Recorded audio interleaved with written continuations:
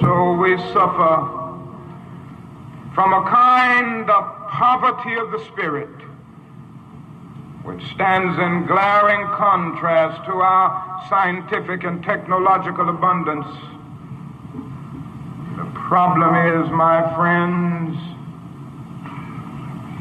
that we have learned to fly the air like birds, and we have learned to swim the seas like fish, and yet we haven't learned to walk the earth like brothers and sisters. Racial injustice is still the black man's burden and the white man's shame.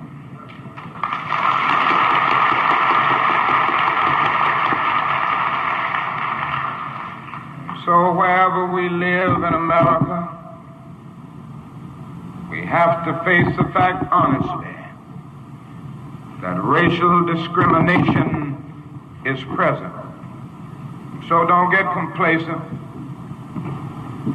Certainly we've made some strides. We've made some progress here and there, but it hasn't been enough. It hasn't been fast enough. And although we've come a long, long way, we still have a long, long way to go. In 1863, the Negro was freed from the bondage of physical slavery through the Emancipation Proclamation signed by Abraham Lincoln.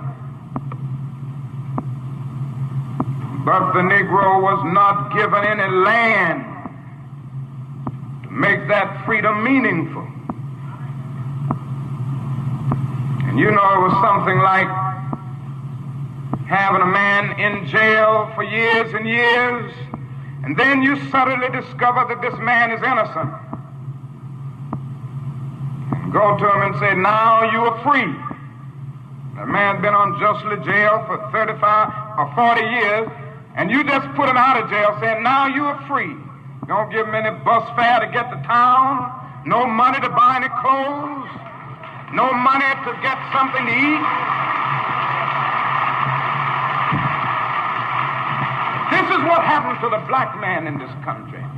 I can't limit my concern to the middle class.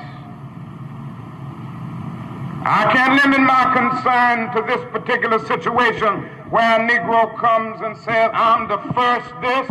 I'm just tired of the first Negro. I want some seconds and some thirds and some fourths. The civil rights movement has to address itself to this, and the nation has to do it. You see, we are such a rich nation and affluent nation. We often don't see the poor. There are some, you see, most white people can't see the poor because they live in the suburbs. And then they get in town in these big cities on expressways. They don't know nothing about Watts. They've never been there. They don't know anything about Huff in Cleveland or the west side or the south side of Chicago or Harlem. They've never seen it. And they allow the poor to become invisible. And a lot of Negroes, you know, who have somehow sailed or floated out of the backwaters or the muddy waters, and they've kind of been able to ease out into the fresh-flowing waters of the mainstream, have forgotten the stench of the backwater.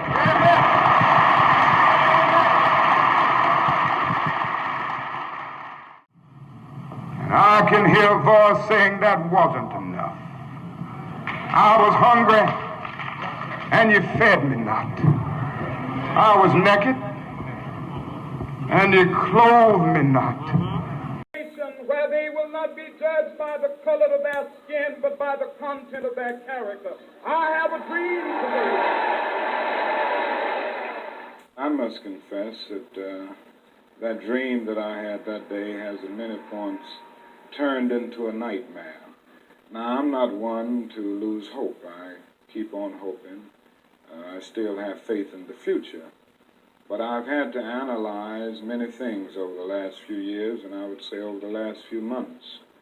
I've gone through a lot of soul-searching and agonizing moments, and I've come to see that we have many more difficult days ahead, and some of the old optimism was a little superficial, and now it must be tempered with a solid realism. And I think the realistic fact is that we still have a long, long way to go, and that we are involved in a war on Asian soil, which, if not checked and stopped, can poison the very soul of our nation. I'm not going to say that all of our problems will be solved if the war in Vietnam is ended, but I do say that the war makes it infinitely more difficult to deal with these problems. When a nation becomes obsessed with the guns of war, it loses its social perspective, and programs of social uplift suffer. This is just a fact of history, so that we do face many more difficulties as a result of the war. It's much more difficult to really arouse a conscience during a time of war. That is something about a war like this that makes people insensitive. It dulls the conscience. It strengthens the forces of reaction, and it brings into being bitterness and hatred and violence. I think the biggest problem now is that we got our gains over the last 12 years at bargain rate, so to speak. It didn't cost the nation anything. In fact, it helped the economic side of the nation to integrate lunch counters and public accommodations. It didn't cost the nation anything to get the right to vote established. Now we are confronting issues that cannot be solved without costing the nation billions of dollars. Now, I think this is where we're getting our greatest resistance. They may put it on many other things, but we can't get rid of slums and poverty without it costing the nation something. I feel that nonviolence is really the only way that we can follow, because violence is just so self-defeating. A riot ends up creating many more problems for the Negro community than it solves. You can, through violence, burn down a building, but you can't establish justice. You can murder a murderer, but you can't murder murder through violence. You can murder a hater, but you can't murder hate. And what we are trying to get rid of is hate and injustice and all of these other things that continue the long night of man's inhumanity to man.